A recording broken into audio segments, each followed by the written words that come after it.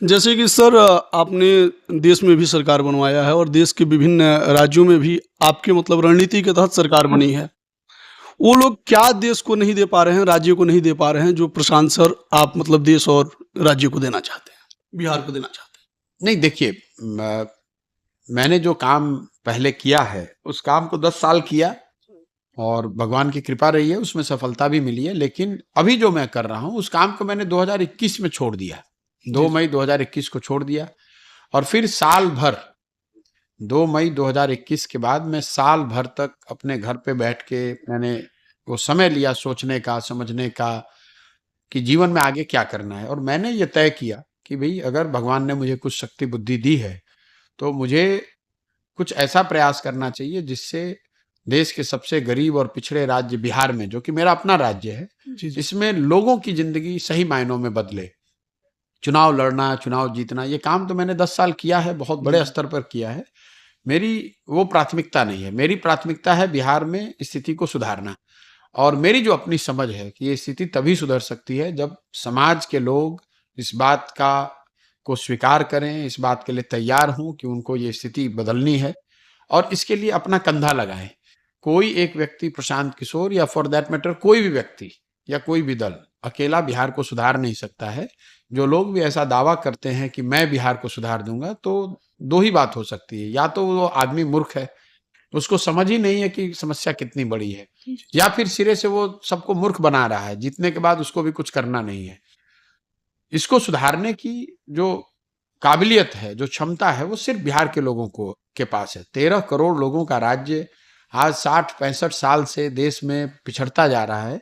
तो कहीं ना कहीं राजनेताओं के साथ, नेताओं और दलों के साथ साथ बिहार के लोगों में भी कहीं ना कहीं कुछ वो कमी है जो कि हम लोगों को सुधारना होगा। उस सुधार को करने के लिए जरूरी है कि कोई उनके पास जाए, उनको समझाए, उनको हाथ जोड़े, उनसे आरजू मिन्नत करे, उनको इस बात के लिए तैयार करे कि भाई आप सभी बातों की चिंता छोड़ के संकल्प लीजिए कि आप अपने और अपने बच्चों के भविष्य के लिए वोट करेंगे। आप बिहार में बेहतर शिक्षा की व्यवस्था हो, इसके लिए वोट करेंगे। आप लोगों को यहाँ रोजगार मिले, उस पर वोट करेंगे। आप यहाँ पर खेती किसानी करने वाले लोगों की स्थिति सुधरे, इसके लिए वोट करेंगे। और फिजूल की बातों पर, जाति पर, धर्म पर, भारत पाकिस्तान पर, पुलवामा पर वोट न करके अपने लिए वोट करें। इसी के लिए पूरा अभियान है।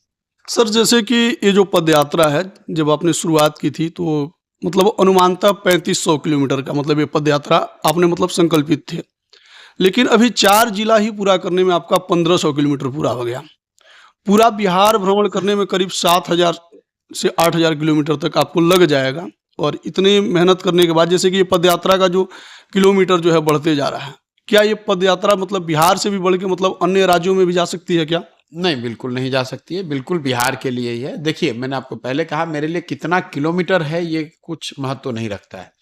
मेरे लिए महत्व ये रखता है कि मैं जिस जिले में जाऊं, वहाँ की स्थितियों को, वहाँ के जमीनी हकीकत को समझ पाऊं, वहाँ के लोगों से मिल पाऊं, वहाँ के मुद्दों को समझकर एक बेहतर योजना बना सकूं ताकि वहाँ का विकास कैसे हो सकेगा।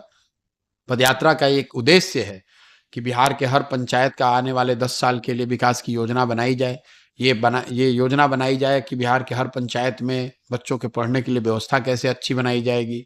ये बताया जाए कि बिहार के हर पंचायत में जो खेती किसानी करने वाले लोग हैं उनकी आमदनी को कैसे बढ़ाया जा सकता है।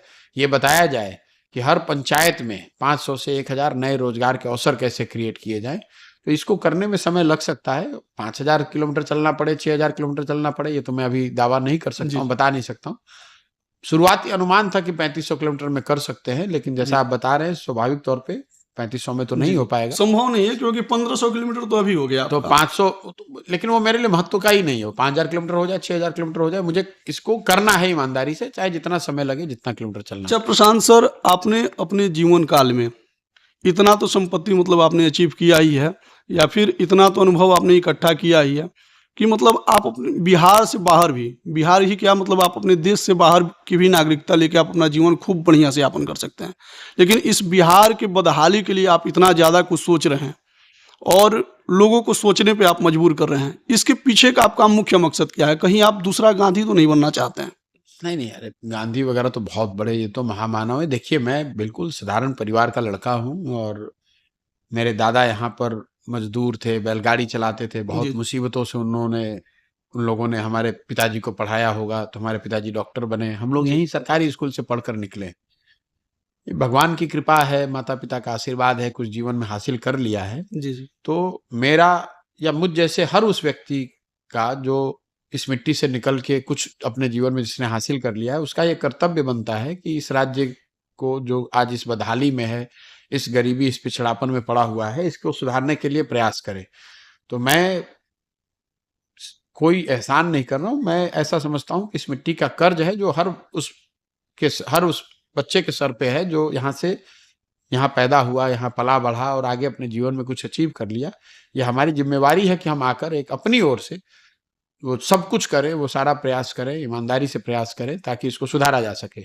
बाकी ये सुधरेगा, नहीं सुधरेगा, परिणाम की चिंता किए बगैर मुझे इस काम को ईमानदारी से करना है। क्या बनेगा, नहीं बनेगा, वो भविष्य के गर्त में है, वो यहाँ के समाज को चिंता करना है, यहाँ के लोगों को वो उसकी चिंता होनी चाहिए। मैं अपना काम कर रहा हूँ और मुझे विश्वास है कि लोगों को बात समझ में आएगी। लोग आप देख ही रहे हैं जिस तरह बिल्कुल। से जितने लोग जुड़ रहे हैं। मैं कोई नेता मंत्री हूँ नहीं, विधायक हूँ नहीं, मुखिया सरपंच हूँ नहीं, मैं किसी की मदद कर नहीं रहा हूँ। मैं तो सिर्फ लोगों को जाकर कह रहा हूँ कि आप जगिए, खड़े होइए, अपने और अपने बच्चों के लिए सही सरकार, सही व्यवस्था का चुनाव कीजिए और मुझे लगता है कि बिहार के लोगों को बात ये समझ में आएगी। सर जैसे कि आपके तमाम स्पीचेज़ सुने जाने पे उसमें मतलब सुनने को मिलता है कि आप जब चाहें तब मुख्यमंत्री बन सकते हैं क्योंकि नीतीश कुमार जी के पार्टी में आप दूसरे नंबर पे थे। नीतीश कुमार जी जैसे कि ऐलान कर चुके हैं कि मतलब इसके बाद वो मुख्यमंत्री का चुनाव नहीं लड़ेंगे। तो आप मुख्यमंत्री बड़े आसानी से बन सकते थे, लेकिन फिर भी आप पूरे बिहार का भ्रमण करके और आप मुख्यमंत्री बनना भी नहीं चाहते हैं।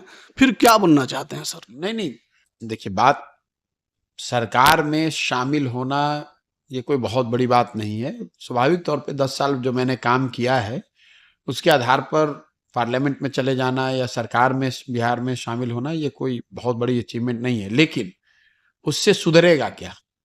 2015 में यहाँ पर हम लोगों ने प्रयास किया, मदद करी, महागठबंधन की सरकार बनी। उस महागठबंधन की सरकार में 7 निश्चय की एक योजना भी हम लोगों ने बनवाई, बिहार विकास मिशन की परिकल्पना भी की। लेकिन उसका कोई बहुत सकारात्मक असर मुझे समाज पर या बिहार की स्थिति पर दिखा नहीं। तो स्वाभाविक तौर पर उस व्यवस्था से तो बिहार को सुधारा नहीं जा सकता है। तो मैं अभी जो समझ के आया हूँ कि बिहार को अगर सुधारना है तो इसको आमूल-चूल पूरी व्यवस्था को ही बदलना पड़ेगा और उस व्यवस्था को बदलने का यही प्रयास जो मेरी समझ में है वो कर रहा हूँ। सर एक सवाल पर्सनल लाइफ से मतलब रिलेटेड, जैसे कि आप इतने एनर्जेटिक मतलब दिखते हैं और कभी भी आपको थका हुआ आदमी महसूस नहीं करता है, नहीं देखता है। आप अपने आप को मतलब हमेशा स्वस्थ रखने के लिए, हमेशा एनर्जेटिक रखने के लिए खाली टाइम में आप क्या करते हैं? भैया खाली टाइम रख है ही खाली नहीं। टाइम आपके पास हालाँकि नहीं है, लेकिन फिर भी उसमें हम अपने कुछ मतलब नहीं, माइंड को बस कुछ तंदुरुस्त नहीं करने के करते। लिए। मैं वर्क लाइफ बैलेंस में बिलीव नहीं करता हूँ और मैं बस कर रहा हूँ काम। सुबह उठता हूँ और जी। काम में लग जाता हूँ और फिर शाम में जब तक आँख खुली हुई है, जब तक नींद नहीं लगी है, तब तक कर रहे हैं काम। सर बिहार के लोगों को क्या संदेश मतलब अपने माध्यम से? कुछ नहीं, आपको हाथ जोड़कर बिहार के लोगों को ये करबद्ध प्रार्थना करेंगे कि आप अपने और अपने बच्चों के भविष्य के लिए जगिए, खड़े होइए, जी, संकल्प लीजिए कि जाति पर, धर्म पर, भारत, पाकिस्तान, पुलवामा पर नहीं, अपने बच्चों की पढ़ाई के लिए, अपने जी, बच्चों जी। के रोजगार के लिए, उनकी बेहतर भविष्य के लिए आप वोट देंगे। यही आपसे प्रार्थना है। इस बात को समझिए और जिसको भी आप अच्छा समझते हैं उसको चुनिए, लेकिन वोट शिक्षा और रोजगार पर कीजिए। बेकार की फिजूल की बातों पर, जाति पर, धर्म पर, भारत, पाकिस्तान पर वोट करते रहने से आपकी और आपके बच्चों की स्थिति नहीं सुधरेगी। सर समय का ध्यान रखते हुए आखिरी सवाल, जैसे कि मतलब ये जो चैनल है मतलब एंटरटेनमेंट के माध्यम से मतलब मैं मतलब पूरे बिहार का जितना ये सिनेमा वगैरह होता है या फिर गीत संगीत वगैरह ये सब कवर करते हैं, दिखाते हैं, ठीक है। जैसे कि फुहड़ता वगैरह मतलब काफ़ी चरम सीमा पे है। ऐसे कलाकारों के लिए मतलब अपने मन में कुछ मैं क्या कह सकता हूँ, मतलब बिहार में फूहड़पंता सिर्फ कला के क्षेत्र में नहीं है। ये जी, पिछले कुछ दशकों में बेवकूफ़ी को, फूहड़पने को हम लोगों ने अपनी वर्च्यू बना ली है। आप गंजी के ऊपर शर्ट पहन के अपने आप शर्ट के ऊपर गंजी पहन के अपने आप को ज़मीनी नेता बताते हैं। बिहार के नेताओं से ये अपेक्षा की जाती है कि भई आपको बोलने नहीं आना चाहिए, आपको भाषा का ज्ञान नहीं होना चाहिए, आपके तौर-तरीके बिल्कुल बेहुदा व्यक्ति की तरह होने चाहिए। ये दुर्भाग्य है क्योंकि ये ज़मीन, ये राज्य, ये सभ्यता, ये संस्कृति ऐसी नहीं रही है। ये ये वो भूमि है जहाँ पर देवताओं को भी आकर ज्ञान मिला है। इसका एक बहुत बड़ा गौरव सब भारत का अपना एक गौरवशाली इतिहास है, लेकिन भारत के अंदर भी मुझे लगता है कि शायद ही कोई ऐसा राज्य है जिसका बिहार से बेहतर अतीत रहा हो। तो इतने गौरवशाली अतीत वाले राज्य का की जो आज दुर्दशा है सामाजिक, आर्थिक और जो बात आप बता रहे हैं, उन मूल्यों पर भी जो पतन हुआ है, वो दुर्भाग्यपूर्ण है। लेकिन जो स्थिति है इसको ध्यान में रख के इसका आकलन करके एक सकारात्मक प्रयास होना चाहिए और मुझे विश्वास है कि बिहार के समाज में वो ताकत है, वो समझ है कि हम लोग मिलकर ये प्रयास कर सकते हैं और अगर वो प्रयास में हम लोग सफल हुए तो बिहार की स्थिति को इसके पुराने गौरव को फिर से हासिल किया जा सकता है।